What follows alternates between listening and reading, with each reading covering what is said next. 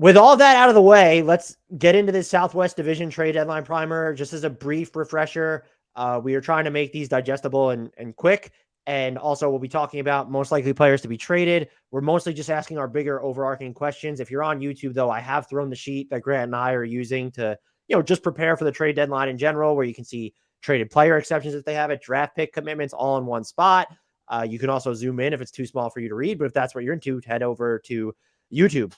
The Memphis Grizzlies we'll also be proposing one trade idea for each team as if the team in question is making the phone call. It doesn't mean it's lopsided, but that's the view that we took it from. The Memphis Grizzlies, they are buyers in the sense that they should be buyers. However, what we know about Memphis is that they're just, the things we're hearing, like they really value what a healthy Danny Green is going to bring. They don't want to move his salary, which is just typical Memphis. And it's fine. They might be good enough to win a title right now.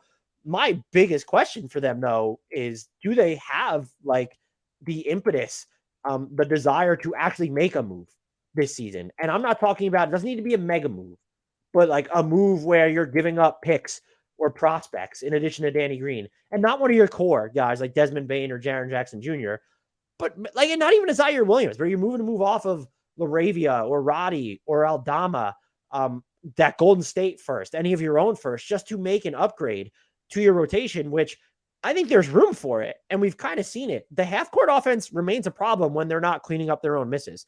And so you presumably or preferably like a bigger player as that additional creator and to sort of upgrade the 4 minutes when Jaren Jackson Jr.'s at the 5 or just the 3 minutes when Jaren Jackson Jr. is at the 4, just to have an option who's not, the Bane, John Morant, and then like Jaren Jackson Jr., who's the guy in the middle of those three. And so, like, there are names that you could throw out. Are you willing to give up the equity for them? And what's the best route to go? Is it to look at a Kyle Kuzma? Is it to look at a Malik Beasley? Does the Steven Adams injury, by the way, change this at all? Because he's going to miss so much time. I don't think it makes it more likely that they're going to go out and get a big and say, oh, let me join the Miles Turner sweepstakes or something. But does it sort of increase the urgency to be like, well, if Jaren Jackson Jr. presumably is going to play more 5, someone like Kyle Kuzma has a lot of value on the trade market to them now. And again, we can talk this. That's what they should do, by the way. But like, who is their most likely player to be moved? Yes, it's Danny Green. That's the easy question. But it's like, how are you building packages off of that? And I think a lot of it depends on, well, how far in are the Grizzlies willing to go into this season? And I would argue Dylan Brooks going to be a free agent. You're kind of in year 3 of obliterating expectations. Welcome to life with expectations, where it's like, now I'm not demanding they trade for a star, mostly because that player probably isn't out there. They would be, by the way, a sneaky fun Fred VanVleet team. So I want to put that into the universe. So like Grant, what do you see for this team? What do they need to do? Or do you think that do you think they do something? And just please say yes for my own sanity. I think they sort of have to, because for all the reasons you stated, and just like we talk about them and the Pelicans all the time, and the Thunder to a lesser extent, of just like, they got all these picks, they got all their own, they got incoming ones. You mentioned the Golden State pick. They have Minnesota's second this year. They have some future seconds from like Cleveland. Just a bunch of, they got more draft equity than they really know what to do with. And they're at a point where they should be trying to get a guy that's going to be in their 8-man group, in the conference finals or whatever it is. So I think they should do something. I personally would be willing to start to look at Zaire Williams as like the centerpiece of a bigger deal. But Danny Green, to me, like, it'd be great if Danny Green just was Danny Green again, but I think that's unlikely. He was slipping before the knee injury.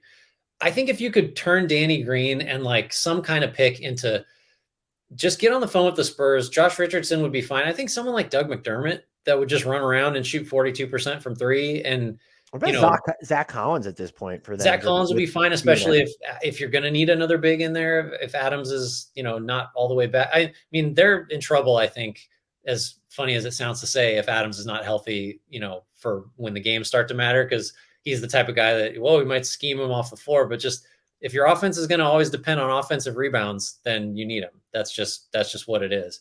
And also the only way, not the only way, but one of the best ways for them to open space is for him to pancake people on screen. Right. It's not how everybody operates, but it's working for Memphis. And, suddenly if he's not there, then so now we're going to score in the half court. I don't know. So I like McDermott for them.